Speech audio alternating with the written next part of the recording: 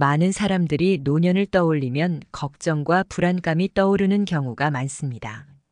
하지만 사실 그렇지 않습니다. 지금부터라도 작은 노력들을 꾸준히 하다 보면 더 행복한 노년은 현실적으로 가능한 일입니다. 노년을 행복하게 보내는 것이 왜 그리 중요할까요? 노년을 행복하게 보내는 것이 건강에 매우 좋습니다.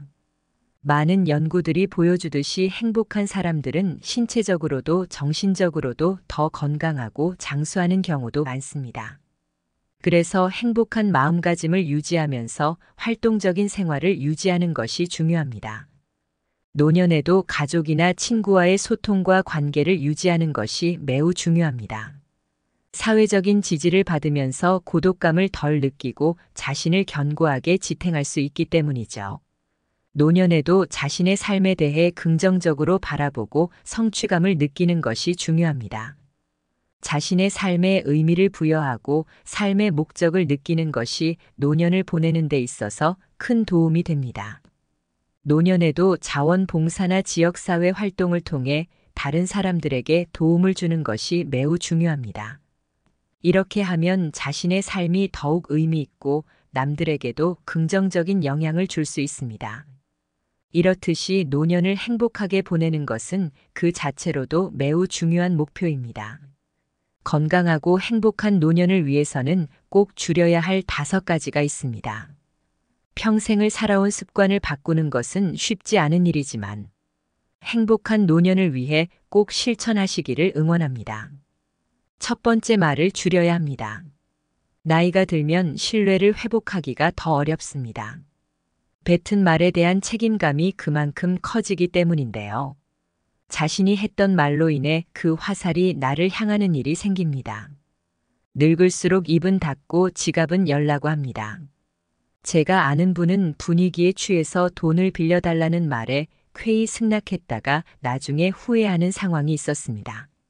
내가 뱉은 말이 있어서 안 빌려주기도 뭐하고 빌려주자니 신용이 안 좋은 사람이라 돌려받지 못할 것 같았기 때문입니다. 결국 돈을 빌려주면서도 아쉬운 소리를 하면서 빌려줬다고 하는데요. 더 가관인 점은 아직도 그 돈을 돌려받지 못했다는 사실입니다. 말보다 침묵이 낫다고 합니다. 모든 상황에서 입 닫고 가만히 있으라는 말이 아닙니다. 꼭 필요한 상황에만 말할 줄 아는 연습을 해야 합니다. 내가 말하는 상황이 필요한지 아는 방법은 간단합니다. 상대의 말을 잘 들어보면 됩니다. 상대가 말할 때 절대 끊지 말고 경청해 보세요. 비즈니스 대화에서도 상대가 말을 할 때 끊으면 무례합니다. 말소리를 듣고 영업에 실패할 수도 있습니다. 그만큼 경청이 우리가 갖춰야 할 매너라는 것입니다. 두 번째, 화를 줄여야 합니다. 나이가 많다고 감정대로 행동하는 분들이 있습니다. 어리다고 무시하고 내 기분이 나쁘다고 상대에게 화풀이하는 행동은 꼭 자제하셔야 합니다. 우가 젊었을 적 보기 싫었던 어른의 모습이 바로 이런 모습이었습니다. 이런 행동은 꼰대 소리 듣기 딱 좋은 행동입니다. 그동안 나도 모르게 쌓인 화를 나보다 약하고 어려 보이는 사람에게 푸는 건데요. 일상에서 받은 스트레스를 해소하지 못하면 나이 들수록 화가 많아집니다. 분노라는 것은 단순히 화를 내는 것이 아닌 복잡한 감정이 섞여 있습니다. 그래서 분노가 쌓이면 내가 지금 어떤 감정인지 모르기 때문에 악한 행동이 나오게 되는 것입니다. 분노가 생기기 시작할 때는 한 차례 심호흡을 한 뒤 내가 느끼는 감정이 어떤 감정인지 파악하는 것이 중요합니다. 그렇게 내 감정을 살피는 동안 화는 누그러들고 분노는 사라집니다. 이것이 현명하게 나이 든 사람의 행동 방법입니다. 화를 내서 해결될 일이었으면 그 전에 벌써 해결됐을 것입니다. 평소보다 짜증이 늘고 화가 많이 난다면 그것은 어쩌면 내 몸이 나에게 보내는 신호일 수 있습니다. 극심한 스트레스에 시달리고 있거나 내가 감당하기 버거운 일에 봉착했을 수 있습니다. 이럴 때는 무엇보다 휴식이 최고의 약이라고 합니다. 어쩌면 여러분에게 지금 필요한 것은 다른 어떤 것이 아닌 휴식 아닐까요? 세 번째는 차를 타는 것을 줄여야 합니다. 뜬금없이 무슨 차를 타지 말라고 하나 생각하실 수 있는데요. 나이가 들수록 우리 몸의 근육은 줄어듭니다. 그럼에도 불구하고 가까운 거리도 꼭 차를 끌고 가시는 분들이 많습니다. 보다 건강한 노후 생활을 위해 가까운 거리는 걸어가는 연습을 해보세요. 걷기가 생각보다 많은 운동이 된다는 사실 알고 계셨나요? 자주 걷는 분들은 하루에 10분만 걸어도 혈액순환이 좋아지고 입맛이 달라진다고들 말씀하시는데요. 실제로 걷기를 하게 되면 신체적으로 많은 도움이 됩니다. 혈액순환 개선부터 면역력 증감에 심혈관 질환 예방까지 된다고 합니다. 또한 나이가 들면 땀 흘릴 일이 많지 않은데요. 걷기를 조금 해도 모공이 열리고 폐물 배출에 도움을 주기 때문에 오늘부터라도 가까운 거리는 걸어가는 연습을 해보세요.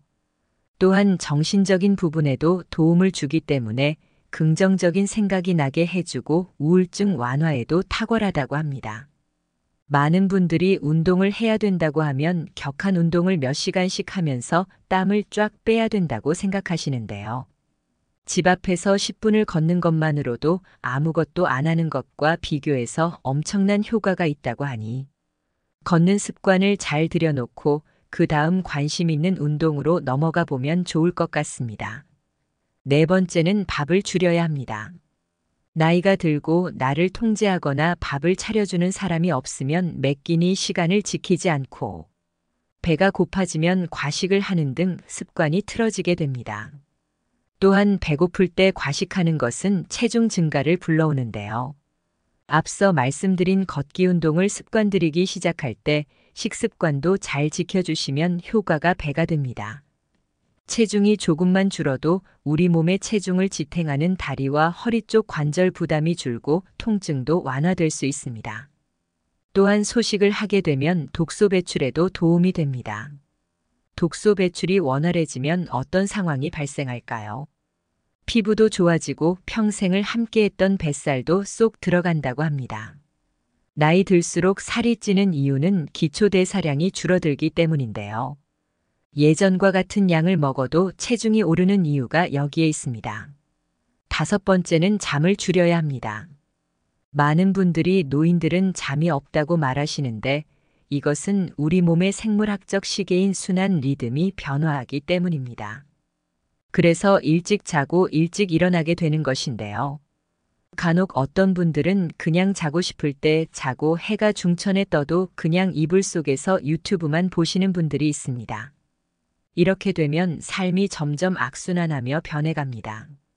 계속 늦게 일어나다 보면 하루는 짧고 조금만 움직이면 새벽이 됩니다.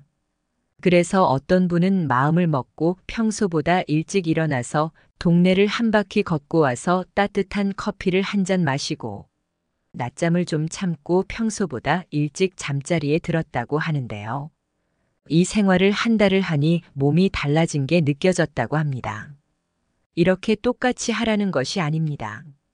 낮과 밤이 뒤바뀌어 있다면 그걸 되돌리는 게 첫 번째 과제라고 할 수 있습니다.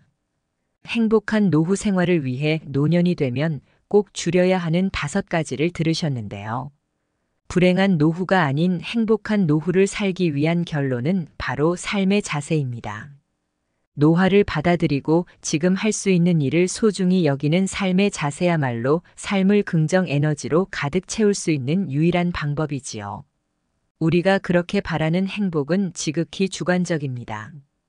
이 말은 마음먹기에 따라 불행도 행복으로 바꿀 수 있다는 이야기입니다.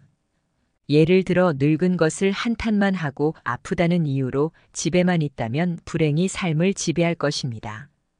반대로 노화를 받아들이고 어떤 일이든 할 수 있다는 생각으로 적극적으로 하려 한다면 삶은 더 알차고 행복에 가까워질 것입니다. 그렇다고 행복한 노년을 위해 할 수 있다는 강박관념을 가져서는 안 됩니다.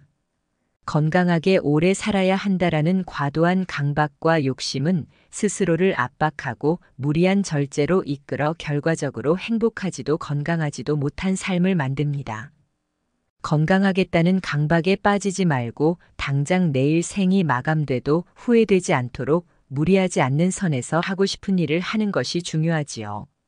행복한 노년의 삶이란 현실을 그대로 받아들이고 내일 당장 생이 끝난다 해도 후회가 남지 않는 시간을 보내는 것입니다.